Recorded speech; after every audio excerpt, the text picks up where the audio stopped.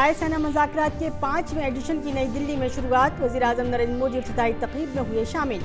7 साबिक़ सदूर ममलिकत या हुक्मरान दुनिया के सामने ग्लोबलाइजेशन, तब्दीली आबोहवा, दहशतगर्दी समेत कई अहम मसाइल पर करेंगे गुफ्तगू-शुनीद।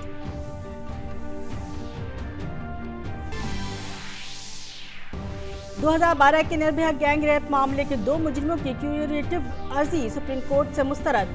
कसूरवारों के पास अब सिर्फ रहम की अपील दाखिल करने का मुतबादिल।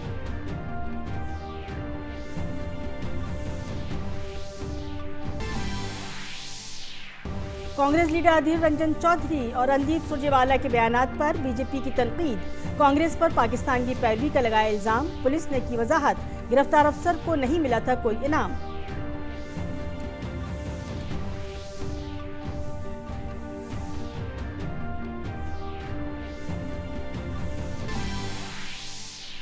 जम्मू कश्मीर के हिमाचल में बर्फ में दबकर 3 जवान शहीद, 1 जख्मी, 1 लापता।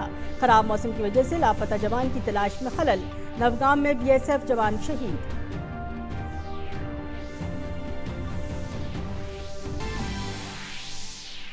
कालिंदी कुंज शाहीन बाग में ट्रैफिक बंद होने पर दिल्ली हाई कोर्ट में सुनवाई। मुताल्लिका एजेंसियों को अवामी मफाद और अमन कानून जहन में रखकर मामले का जायजा लेने का हुक्म।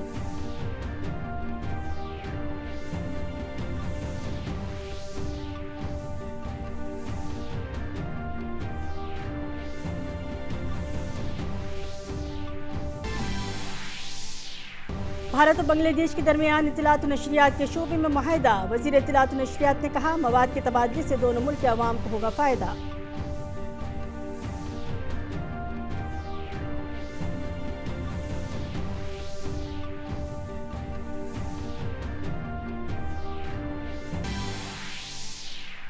भारत और ऑस्ट्रेलिया के दरमियान वनडे सीरीज का पहला मैच जारी। भारत ने मेहमान टीम के सामने रखा 256 रन का हदफ। ऑस्ट्रेलिया की पोजीशन मजबूत।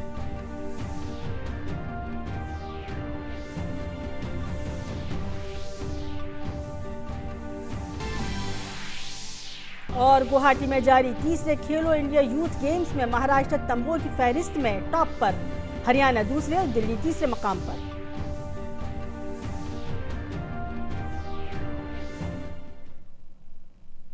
आदाब, इमरोज़ में आपका खैर मकदम है। मैं हूं सबिया खान। खबर तफसील से। जियो पॉलिटिकल और जियो इकोनॉमिक मसाइल पर भारत की आलमी कॉन्फ्रेंस रायसेना मुज़ाकरात आज नई दिल्ली में शुरू हुए। इफ्तिताई इजलास में वज़ीर-ए-आज़म नरेंद्र मोदी ने शिरकत की। 7 साबिक़ सरबराहान ममलिकत और हुकूमतों के सरबराहान दुनिया के सामने दरपेश चैलेंजेस पर अपने ख्यालात का तबादला करेंगे। इस दौरान 7 साबिक़ सरबराहान ममलिकत या हुकूमतों के सरबराह दुनिया के सामने आलमगीरियत, आबोहवा की तब्दीली और दहशतगर्दी समेत कई अहम मसाइल पर अपने ख्यालात पेश करेंगे। रायसेना डायलॉग का इनकाद मुश्तरका तौर पर वजारत खारजा और ऑब्जर्वर रिसर्च फाउंडेशन ने किया है। 100 से ज़्यादा ममालिक के 700 बैनुल-अक़वामी नुमाइंदे डायलॉग में शिरकत कर रहे हैं। सहरोज़ा कॉन्फ्रेंस में रूस, ईरान, ऑस्ट्रेलिया, मालदीव, जनूबी अफ्रीका, एस्टोनिया, चेक जमहूरिया, डेनमार्क, हंगरी, लाटविया, उज़्बेकिस्तान और यूरोपीय यूनियन के वज़राए ख़ारजा इसमें हिस्सा ले रहे हैं। ईरान के वज़ीर ख़ारजा जवाद ज़रीफ और रूस के वज़ीर ख़ारजा सरगई लारोफ दोनों आज दिल्ली पहुँचेंगे और बुध को रायसेना डायलॉग से खिताब करेंगे। सुप्रीम कोर्ट की 5 रुकनी बेंच ने निर्भया इज्तिमाई असमत दरी मामले में सजाए मौत के 4 कसूरवारों की दायर क्यूरेटिव अर्जी को मुस्तरद कर दिया है। 5 जजों की बेंच ने विनय शर्मा और मुकेश की तरफ से दायर क्यूरेटिव पिटीशन को मुस्तरद कर दिया। सजाए मौत पाने वाले दीगर 2 कसूरवार अक्षय और पवन ने क्यूरेटिव पिटीशन दाखिल नहीं की है। काबिल जिक्र है कि ज़ेली अदालत ने चारों मुजरिमों को 22 की सुबह 7 बजे फांसी देने के लिए डेथ वारंट जारी किया है। हमें बहुत खुशी हो रही है कि यहाँ पर भी सुप्रीम कोर्ट ने जो उनका डिले टैक्टिक जो यूज कर रहे थे वो डिले टैक्टिक पर बैन लगा एक तरीके से फेल होते जा रहे हैं वन बाय वन। ये बहुत ज़रूरी था और हम उम्मीद करते हैं कि 22 को ही इनको हैंग किया जाएगा, फांसी होगी और हमारी बहन को न्याय मिलेगा, जिसके लिए पूरा देश इंतजार कर रहा है। 2012 में इज्तिमाई असमत दरी की शिकार लड़की के वालिदा ने सुप्रीम कोर्ट से अर्जी खारिज होने का खैर मकदम किया। नबिहा की मां ने कहा कि ये उनके लिए बड़ा दिन है। उन्होंने कहा कि वो अपनी बेटी को इंसाफ दिलाने के लिए 7 साल से जद्दोजहद कर रही हैं और 22 जनवरी उनके लिए बड़ा दिन होगा जब मुजरिमों को फांसी दी जाएगी।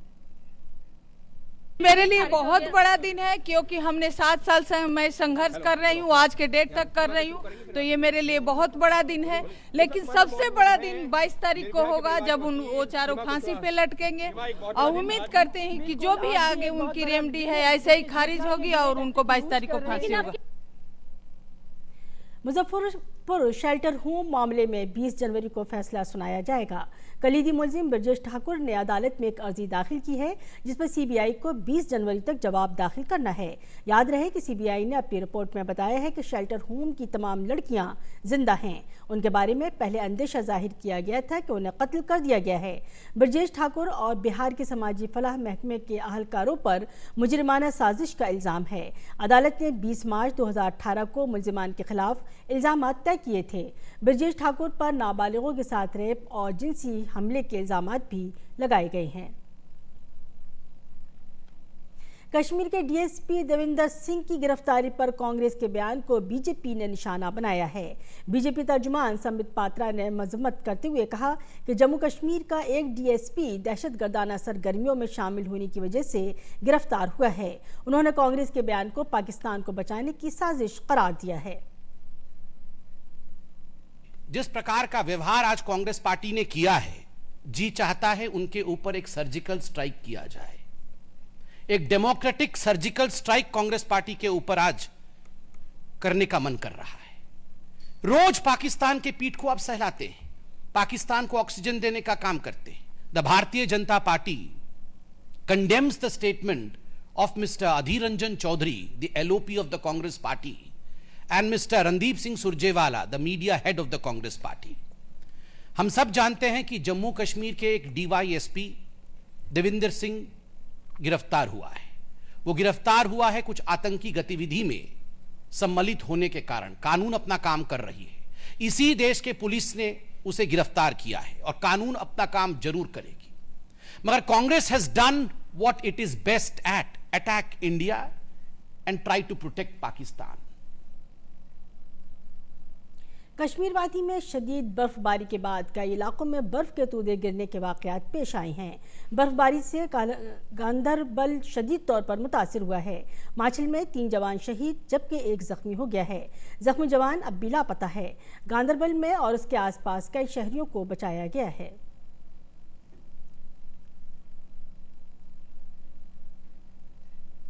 हमें इंफॉर्मेशन मिली थी कि रेजिन एक जगह है कुल्लन के पास, वहाँ 2 घर इसकी चपेट में आ गए। 5:30 पे एक और अवलांच आया कुल्लन के खास के साथ ही, और उसमें जो पेडेस्ट्रियंस थे वो उसकी चपेट में आ गए। 9 लोग उसमें दब गए और इमीडिएटली लोकल्स पुलिस पार्टीज वहाँ पहुँची तो इनिशियली 4 लोगों को जिंदा वहाँ से निकाल लिया गया, बट उसके बाद परसिस्टेंट एफर्ट लगाई गई क्योंकि स्नो का डेप्थ बहुत ज़्यादा थी। देर आफ्टर पूरी नाइट हमने वहाँ रेस्क्यू ऑपरेशन चलाया। दिल्ली हाई कोर्ट ने पुलिस को हिदायत दी है कि वो राजधानी के कालंदी कुंज शाहीन बाग इलाके में गाड़ियों की आमदोरफ्त महदूद किए जाने की सूरत हाल का जायजा ले। शहरियत तरमीम कानून के खिलाफ जारी धरने की वजह से ये सड़क बंद है। अदालत ने पुलिस से कहा कि इस मामले पर गौर करते वक्त अवामी मफादात को जहन में रखे। अदालत ने पुलिस से कहा कि इस मामले को देखते वक्त अमन व कानून की सूरत हाल का ध्यान रखे। एक समाजी कारकुन ने अर्जी दाखिल करके अदालत से कहा था कि वो पुलिस को सड़क खुलवाने का हुक्म दे। ये सड़क दिल्ली, फरीदाबाद और नोएडा आने जाने वालों के लिए अहम है। इसके बंद होने से शहर के कई हिस्सों में जाम लग रहा है। कौमी इंसानी हकूक कमीशन की 4 रुकनी टीम ने आज दिल्ली में वाक़ जामिया मिल्लिया इस्लामिया का दौरा किया। इस दौरान टीम ने यूनिवर्सिटी का दौरा करके सूरत हाल का जायजा लिया। कमीशन की टीम ने जामिया के तलबा से बातचीत की और कैंपस में हुए हंगामे का जायजा लिया।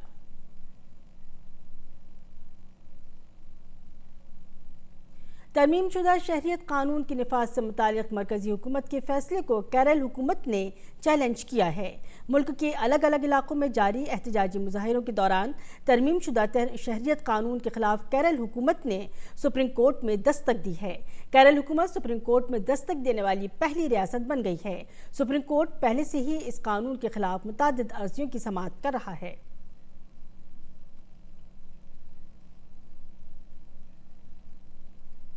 बिहार के गया में उत्तर प्रदेश के वजीर आला योगी आदित्यनाथ ने तरमीमशुदा शहरियत कानून की हिमायत में रैली की।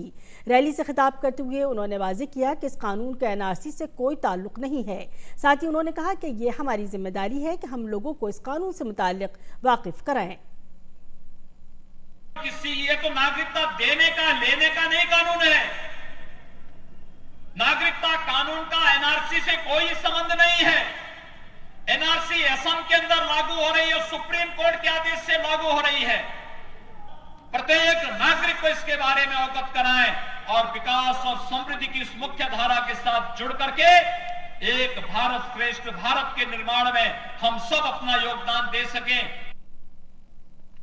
भारत और बांग्लादेश के इत्तलात और नशरियात के वज़रा की आज नई दिल्ली में मीटिंग हुई। दोनों ममालिक ने अपने सरकारी नशरियाती इदारों के दरमियान मवाद के तबादले के प्रोग्राम का इफ्तिताह किया। इस मौके पर NFDC और FDC बांग्लादेश के दरमियान मुफाहिमतनामे पर दस्तखत किए गए। दोनों मुल्कों के दरमियान बांग्लादेश के बानी शेख मुजीबुर रहमान की ज़िंदगी पर मबनी प्रोग्राम मुश्तरका तौर पर तैयार करने पर इत्तेफाक भी किया गया। ये फिल्म आइंदा बरस शेख मुजीबुर रहमान की 100 साला तकरीब के दौरान रिलीज की जाएगी। बांग्लादेश के पब्लिक ब्रॉडकास्टर बांग्लादेश बेतार और भारतीय पब्लिक ब्रॉडकास्टर प्रसार भारती के ऑल इंडिया रेडियो ने एक कंटेंट शेयरिंग प्रोग्राम की शुरुआत की है। ऑल इंडिया रेडियो और बेतार रेडियो इन प्रोग्रामों का प्रोडक्शन करेंगे जिन्हें एक दूसरे के साथ मुश्तरक किया जाएगा, जिससे दोनों मुल्कों के सामीन को इसका फायदा मिलेगा। भारत और बांग्लादेश के नेशनल ब्रॉडकास्टर मुस्तकबिल में और ज्यादा मिलकर काम करेंगे। बांग्ला बेतार इंडिया और आकाशवाणी इनके नए प्रोग्राम्स भी लॉन्च किए जो दोनों देशों में सुने जाएंगे और पिछले अनेक सालों से मैत्री के रूप में आकाशवाणी के कार्यक्रम 16 घंटे रोज बांग्लादेश में होते हैं। बांग्लादेश के भी कार्यक्रम जॉइंटली आते हैं। वैसे ही टीवी पर हमने डीडी बांग्ला और डीडी इंडिया ये दोनों के बीच में एक प्रोग्राम एक्सचेंज करके अच्छे जॉइंट प्रोग्राम्स तैयार करें, इसकी भी बात की है। भारत के नेशनल फिल्म डेवलपमेंट कॉरपोरेशन और बांग्लादेश के फिल्म डेवलपमेंट कॉरपोरेशन के बीच शेख मुजीबुर रहमान की जिंदगी और कामों से जुड़ी फिल्म बनाने को लेकर भी समझौता हुआ। बंगबंधु नामी फीचर फिल्म की हिदायतकारी श्याम बेनेगल करेंगे और फिल्म के अगले साल मार्च तक रिलीज होने की उम्मीद है। साथ ही भारत बांग्लादेश में फिल्म सिटी की तामीर में भी ताउन करेगा। We have signed the working agreement for Bangabandhu movie. You know that India and Bangladesh jointly producing the movie to mark the 100 years anniversary of our father of the nation, Bangabandhu Sheikh Mujibur Rahman. So we have signed the working agreement. We have discussed about the development of our films, exchanging of our films. We are constructing a Bangabandhu film city, and I have sought assistance from the part of India because we have a lot of experience. दोनों मुल्कों के तलात और नशरियात के वुज़रा के दरमियान हुई इस मुलाकात के दौरान नशरियात के शोबे में दो तरफा ताउन बढ़ाने पर इत्तेफाक़ राय हुआ। दोनों वुज़रा ने भारत और बांग्लादेश के तारीख़ी ताल्लुकात का खास तौर पर जिक्र भी किया। इस मौके पर इत्तलात और नशरियात के सेक्रेटरी रवि मित्तल और प्रसार भारती के CEO शशि शेखर वेम्पत्ति समेत वजारत और प्रसार भारती के सीनियर अफसरान मौजूद थे। दिल्ली से शैलेंद्र मिश्र की रिपोर्ट, DD न्यूज़ उर्दू खबरें। इलेक्शन कमीशन के नोटिफिकेशन के बाद दिल्ली विधानसभा चुनाव के लिए नामजदगी का अमल शुरू हो गया है। पर्चे नामजदगी दाखिल करने की आखिरी तारीख 21 जनवरी है, जबकि 22 तारीख को पर्चों की जांच की जाएगी। 24 जनवरी तक पर्चे नामजदगी वापस लिया जा सकता है। काबिल जिक्र है कि 70 रुकनी विधानसभा के लिए 8 फरवरी को एक मरहले में पोलिंग होनी है। 1,86,00,000 राय दहंदगान 8 फरवरी को अपने हक राय दही का इस्तेमाल करेंगे। 11 फरवरी को वोटों की गिनती की जाएगी।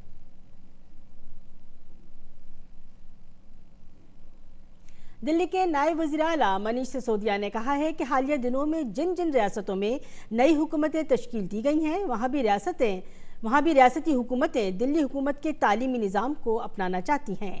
इसके लिए मैं तमाम हुकूमतों का शुक्रिया अदा करता हूँ। बेहतर तालीमी निज़ाम के लिए सबके साथ मिलजुल कर काम करने के लिए हमेशा तैयार हूँ।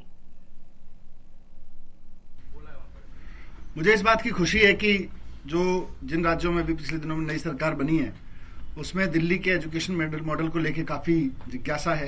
और वहाँ के शिक्षा मंत्री, वहाँ के मुख्यमंत्री या वहाँ के और पदाधिकारी इसमें दिलचस्पी ले रहे हैं कि दिल्ली के एजुकेशन मॉडल को अगर अपना के काम किया जाए तो कैसे हो सकता है।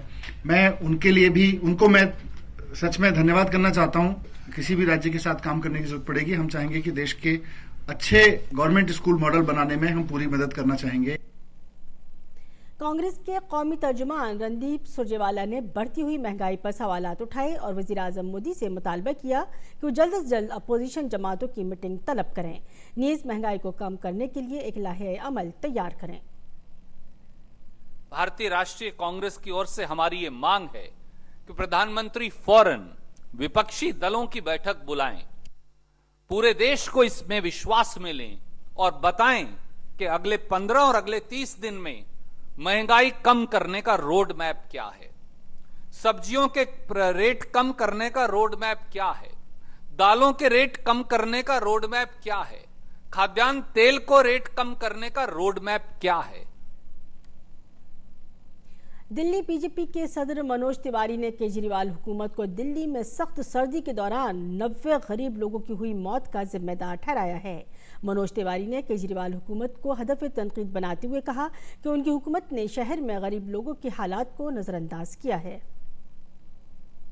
सिर्फ 1 जनवरी से 10 जनवरी के बीच 90 लोगों ने जो दिल्ली की सड़कों पे यहाँ वहाँ उन्होंने दम तोड़ दिया, मृत्यु हो गई उनकी, मर गए। दिसंबर के महीने में ऐसे मरे हुए लोगों की संख्या ठंड से 323 है। गरीबों की हत्यारी सरकार अगर कोई बन गई है तो आज आम आदमी पार्टी केजरीवाल सरकार बन गई है। दूसरी तरफ बीजेपी लीडर मीनाक्षी लेखी ने केजरीवाल हुकूमत पर इश्तिहारात में पैसे का गलत इस्तेमाल और दिल्ली के लोगों को गुमराह करने का इल्जाम लगाया है।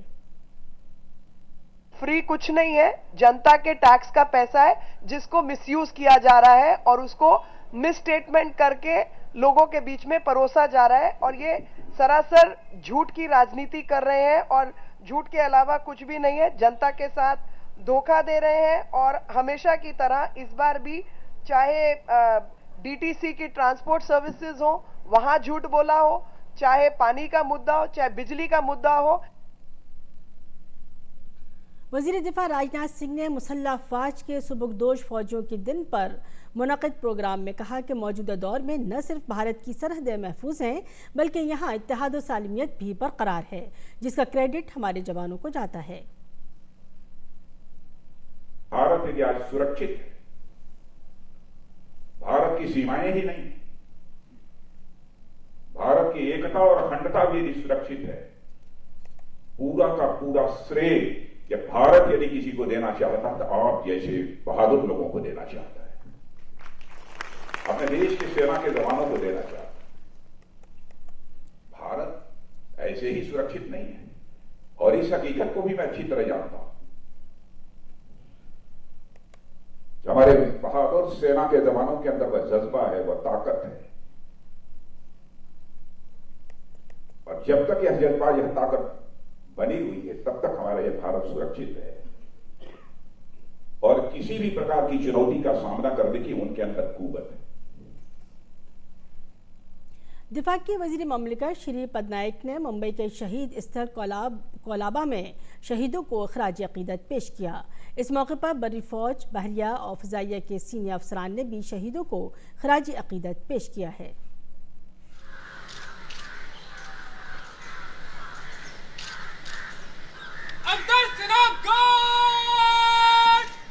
शहीदों को सलामी देगा, सलामी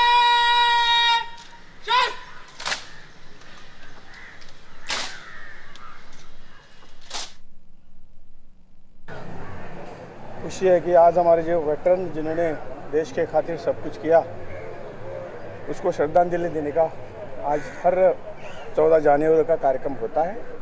मैं भाग्यशाली हूँ कि ये मौका आज मुझे मिला है कि जिन्होंने अपनी प्राणों की आहुति दे के हमें जिंदा रखा है, हमारी सुरक्षा दे रहे, इनको शतबार नमन करना भी कम पड़ेगा। मैं इनको नमन करता हूँ।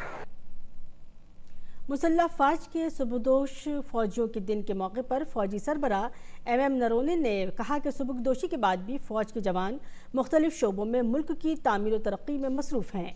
उन्होंने कहा कि साबिक फौजियों की फलाह बहबूद हमारी अव्वलीन तरजीह रही है। हमारे आर्मी वेलफेयर प्लेसमेंट ऑर्गेनाइजेशन ने पिछले साल में 240 ऑफिसर्स और 11,500 जेसीओज और ओआरस को नौकरी दिलवाने में सफल हुए हैं। साथ ही उन्होंने एक बहुत अच्छी पहल की है जिसमें वे 3-4 महीने के लिए कोचिंग देकर गवर्नमेंट जॉब दिलवाने में मदद करते हैं। फौजी सरबराह ने कहा कि हम खवातीन को मुनासिब नुमाइंदगी देने के लिए उन्हें फौज और पुलिस में भर्ती कर रहे हैं। आर्मी के महिलाओं को कोर ऑफ मिलिट्री पुलिस में भर्ती किया जा रहा है। कुल मिलाकर 1700 महिलाओं को सीएमपी में लिया जाएगा। पहला बैच 101 महिलाओं का ट्रेनिंग 6 जनवरी से शुरू हो गया है और ट्रेनिंग खत्म होते ही वो भी आगे फील्ड फॉर्मेशंस में तैनात किए जाएंगे। और बैनुल-अक़वामी खबरों में ईरान की अदलिया के मुताबिक गुज़श्ता हफ्ते तेहरान के करीब यूक्रेनी तैयारी को मार गिराने के जुर्म में कई लोगों को हिरासत में ले लिया गया है। इससे कबल ईरान के सदर हसन रूहानी ने कहा था कि यूक्रेनी तैयारे को मार गिराए जाने की जामे तहकीकात होंगी और इस वाक़े में मुलव्वस तमाम जिम्मेदार अफराद को सजाएं दी जाएंगी। सरकारी तर्जुमान ने बताया कि इन अफराद को यूक्रेनी तैयारे को गिराने के हवाले से तहकीकात के सिलसिले में हिरासत में लिया गया है। याद रहे कि 8 जनवरी को तेहरान एयरपोर्ट से परवाज के 8 मिनट बाद ही यूक्रेनी तैयारा क्रैश हो गया था। इस हादसे में तैयारे पर सवार तमाम 176 अफराद हलाक हो गए थे। शुरू में ईरान ने तैयारा गिराए जाने में मुलव्वस होने से इनकार किया था, लेकिन बाद में एतराफ़ करते हुए उसे इंसानी गलती करार दिया था।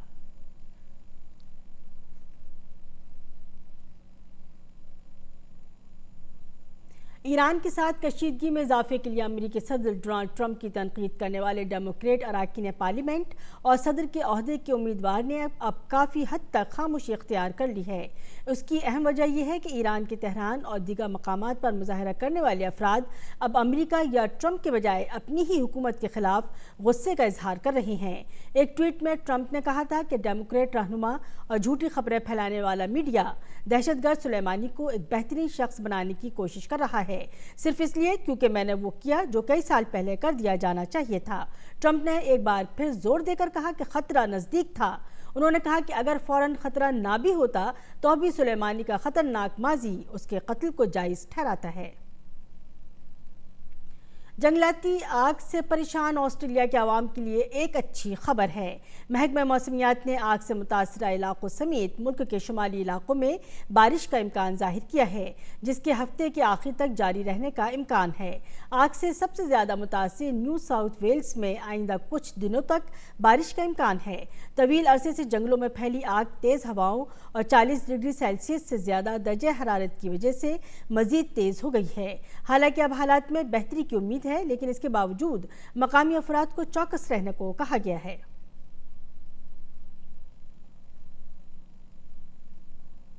बरतानिया की मलका ने कहा है कि वो शहजादा हैरी और मेघन की खुद मुख्तार ज़िंदगी गुजारने की ख्वाहिश की मुकम्मल हिमायत करती हैं, ताहम वो इस पर दोनों के मुस्तकिल तौर पर शाही ख़ानदान का हिस्सा रहने को तरजीह देती।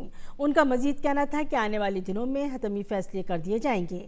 ख्याल रहे कि गुज़श्ता हफ्ते शहजादा हैरी और मेघन की जानिब से सीनियर शाही हैसियत से दस्तबरदार होने का ऐलान सामने आया था।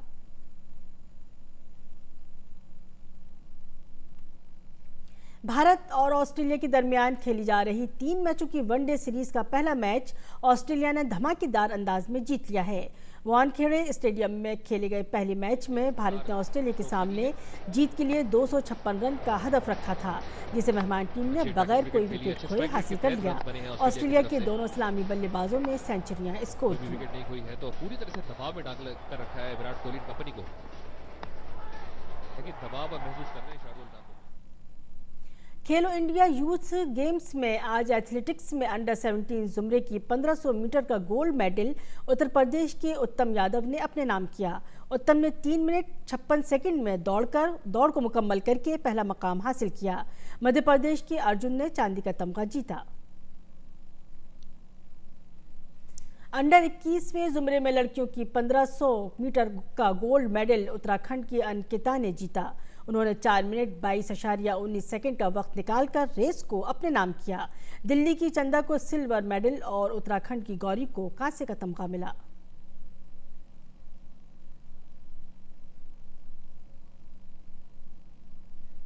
अंडर 17 में लड़कों की 200 मीटर का गोल्ड मेडल उत्तर प्रदेश के विजय कैशप ने जीत कर कामयाबी हासिल की। विजय ने 22.26 सेकंड के साथ गोल्ड मेडल जीता। आसाम के अक्षय बौरव ने चांदी और झारखंड के सदानंद कुमार ने कांसे का तमगा अपने नाम किया। रिदमिक जिम्नास्टिक के अंडर 21 उम्र में महाराष्ट्र की अजिती दांडेकर ने गोल्ड मेडल जीता। उन्होंने फाइनल में 14.30 पॉइंट्स हासिल करके पहला मकाम हासिल किया। जम्मू कश्मीर की बोल्वियन गौर ने चांदी और महाराष्ट्र की ऋचा ने चांदी का तमगा जीता।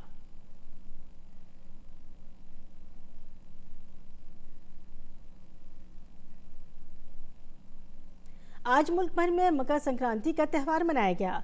हिंदू कैलेंडर के मुताबिक मकर संक्रांति सूरज का त्यौहार है जो तमाम सैयारों का राजा माना जाता है। मकर संक्रांति सूरज की समत तब्दील होने के मौके पर मनाया जाता है। शुमाली भारत में उसे काफ़ी अहमियत हासिल है। इस मौके पर अमृतसर के गोल्डन टेम्पल सरोवर में लोगों ने गोता लगाया और गुरुद्वारों में माथा टेका। वहीं वाराणसी में लोगों ने गंगा में स्नान किया। वहीं तमिलनाडु के चेन्नई में भोगी फेस्टिवल के साथ ही पोंगल का आगाज हो गया है।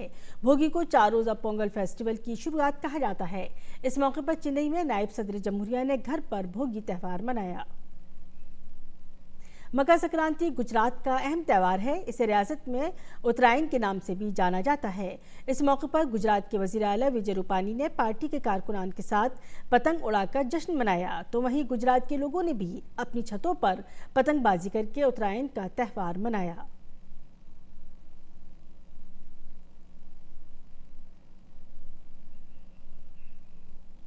गूगल ने मशहूर उर्दू शायर कैफी आज़मी के यौम पैदाइश पर डूडल बनाकर खराजी अकीदत पेश किया है। उनका शुमार उर्दू के मुमताज़ तरक्की पसंद शोरा और नगमा निगारों में होता है। कैफी आज़मी की पैदाइश 14 जनवरी 1919 को उत्तर प्रदेश के आजमगढ़ ज़िले के मजवा गांव में हुई थी। उनका असल नाम सैयदा अतहर हुसैन रिजवी था और तखल्लुस कैफी था। कैफी आज़मी 10 मई 2002 को इस दुनिया से रुखसत हो गए। और नाज़रीन, अब वक्त हो चुका है आपसे इजाज़त लेने का, लेकिन चलते चलते आपको दिखाते हैं कैफी आज़मी के लिखे नगमों की कुछ झलकियाँ। आप उनका लुत्फ़ उठाएं और हमें दें इजाज़त। आदाब।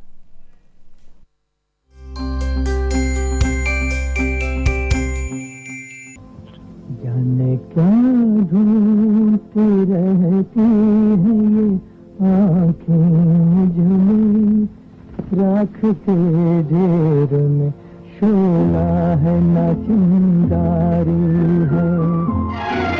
मस्ती में छेड़ के तराना कोई दिल का, आज लुटाएगा खजाना कोई दिल का।